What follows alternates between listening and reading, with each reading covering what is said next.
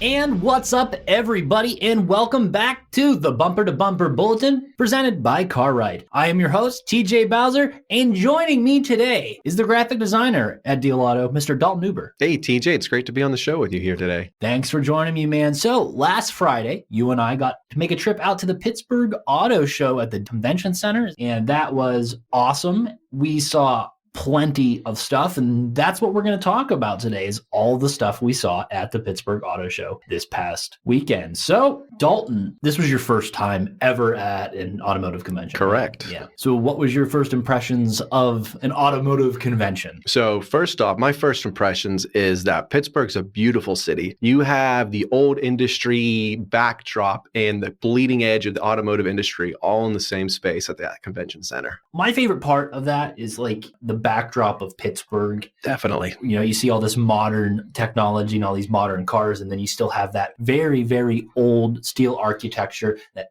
rusty looks. It's really definitely cool. It's that definitive Gothic Pittsburgh thing. It's cool. Yeah, we have old steel bridges that are held together with rivets and plate metal.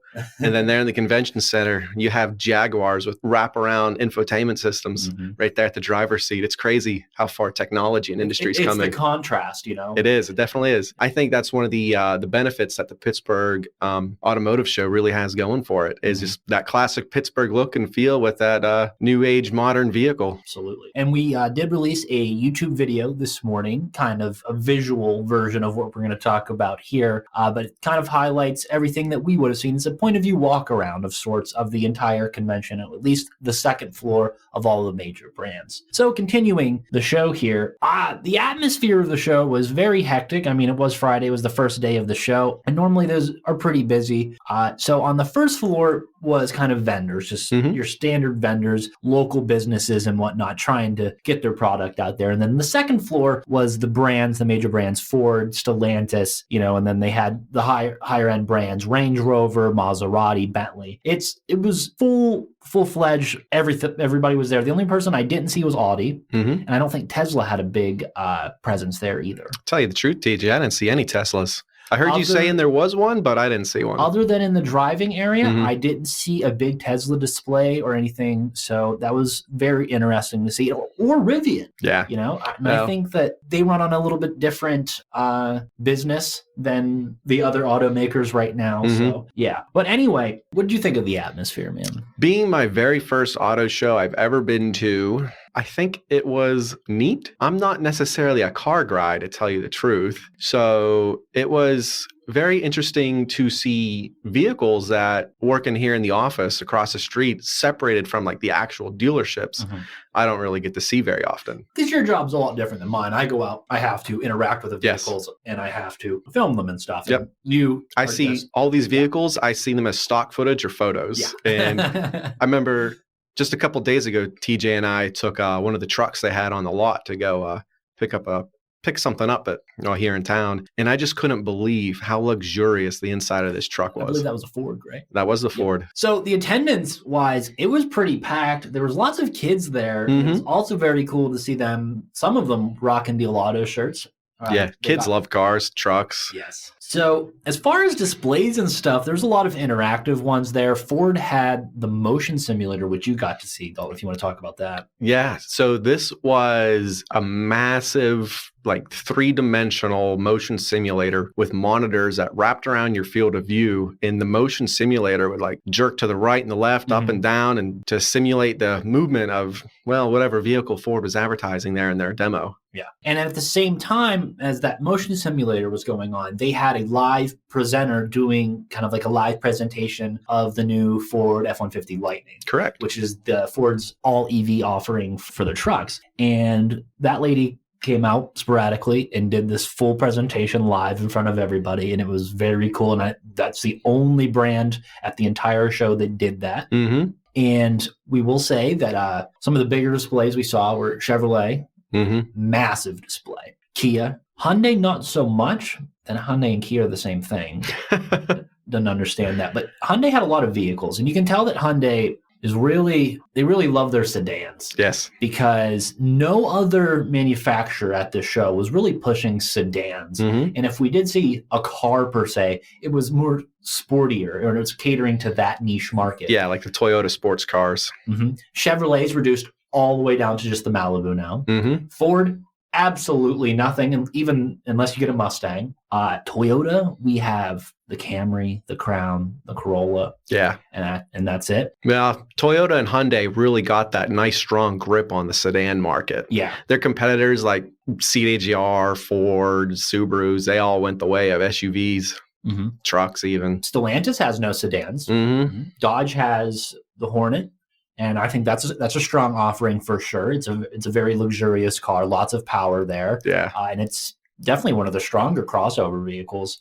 But it's weird living in a world where you don't see cars. Everything's crossover and everything's sedan. What about Fiat? And do they have their Stellantis brand? Yes, but they weren't there. We didn't see any Fiat. We saw Mini, though. True. We saw some really cool Mini Coopers that had some awesome features. One of the features on these Mini Coopers is they have like a circular infotainment system. Mm-hmm. Everybody else is square. And if you push your hand on that infotainment system, you can get it to go in something called DJ mode. And whatever music you're playing then turns to like a vinyl record that you can then scratch. It's really neat. Mini's rocking the infotainment. Did you see any infotainment systems stuck out to you? I think Jaguar had a massive one. Yeah. It was like, imagine an iPad Supermax. This thing was massive. It's comparable to the Subaru one, though. The Subaru offers, an 11-inch screen? Yeah, Subaru also has some massive infotainment screens. Now, Hyundai has the big screen that extends the whole way across the dash. And I thought that was kind of weird looking. And they have that in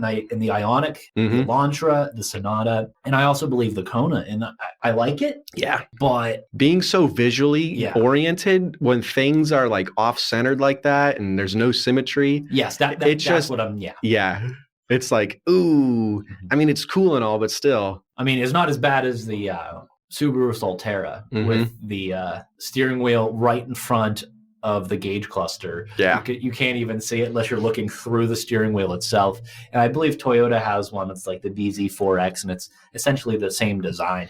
That was probably the worst design I've seen at the whole show. No, my older model Impreza is kind of like that. I'm driving down the road and I'm stooping my head down a little bit to look below the top of my steering wheel to see how fast I'm going. But I think Toyota had a very strong offering. They did. Had arguably one of the biggest displays as like car-wise. Like Cadillac had a really cool setup with the way that you went from their sedan, and they had the new Blackwing there, which was really cool. And it had the gold rims and everything, and it was all blacked out. And then you got to see all their sedans. That was really neat. And then they had, I believe, a Cadillac Lyriq you could drive around as well. I think that's a hybrid or something, or maybe even an EV. So something that Dalton and I noticed at this show, and we'll talk about now, is so everybody was pushing EVs.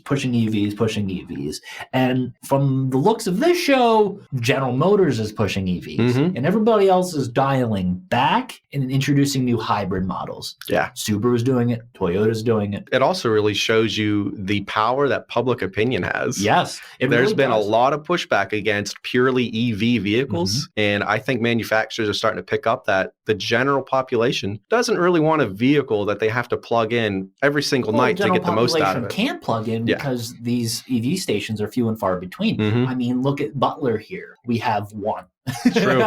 You have Very to go true. all the way to Cranberry just to do that. Now that may change once our Volkswagen dealership opens, but you have to stay tuned for that information, of course. It's cool to see a lot of these hybrid technologies getting introduced, and then like the Prius, we have like you can drive that X amount of miles before the gasoline engine comes on, and that's really cool, and that's probably where the future in EV technology, hybrid technology lies, and not in this full EV thing.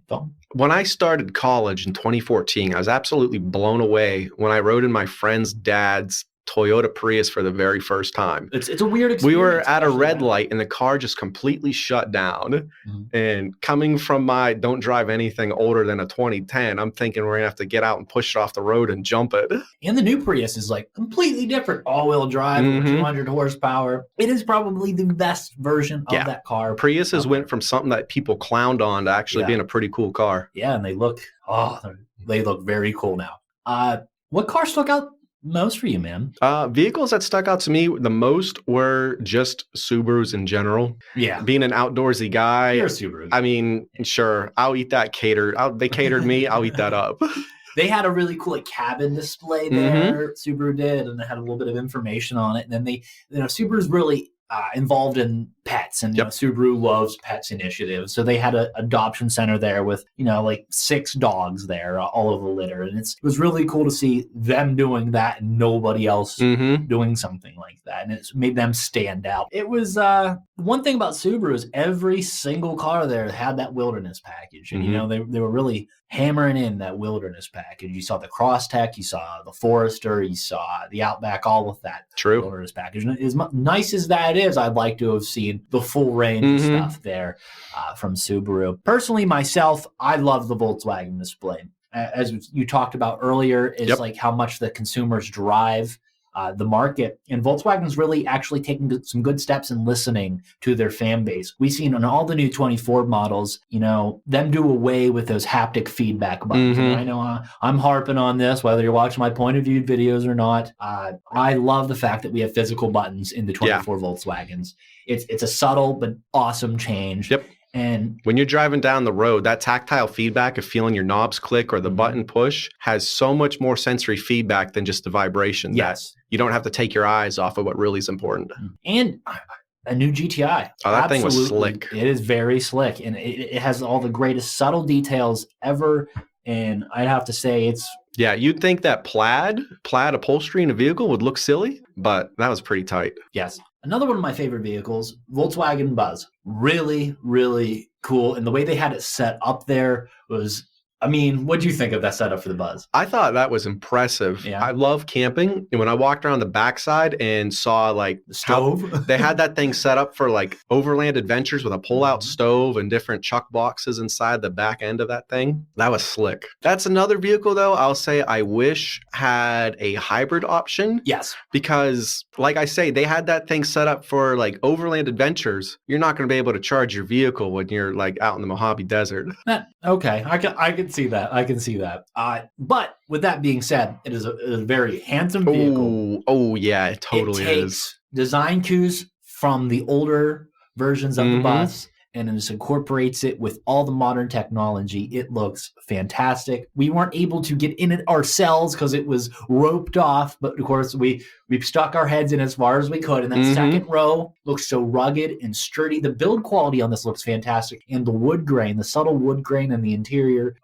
Wood grain's coming back, baby. And we had like 3 different colors going on in the interior. And one of them was to match the exterior colors. I love when these companies are starting to introduce colors from the exterior to match the interior. It kind of makes the vehicle feel more personal. Yeah. This morning we were just chatting about, I was saying that I loved the orange Subaru Crosstrek. Yes. And how they had the orange stitching inside the vehicle. Absolutely. Yeah, so Volkswagen and Subaru were definitely some of our favorites. But earlier in the show, we mentioned that there was like a first floor with a bunch of vendors and local people there. So Dalton, we got to play around a little bit down there, and they had some boats, they had some ATVs, they had jet skis, side by side, quads. Yeah, it was really cool to see that other all the toys you can haul with your new truck and Subaru, and they had a pretty good selection down there as well. Yeah, and then they had a lot of random vendors like the Lego guy, custom Legos. Yeah, you had people selling moonshine, candies, chocolates. As soon as you walked into that convention center, you could smell like cinnamon cashews. The cinnamon cashews were front and center when you walked in floor number 1. You could smell them roasting as soon as you walked in the convention center. So good. And then they had these really big vintage sign recreations there. You could buy flags with your favorite manufacturer's logo on them. The Air them. Force had a really big setup. Yes, they did. To recruit people. I was surprised of how big that They had pull-up bars, rock walls,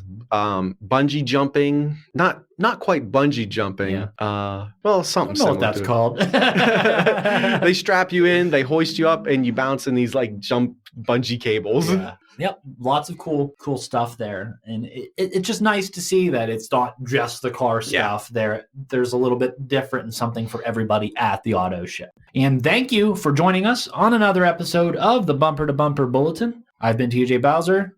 That's been Dalton Uber. Okay. I'll see you guys in the next one. Bye bye now.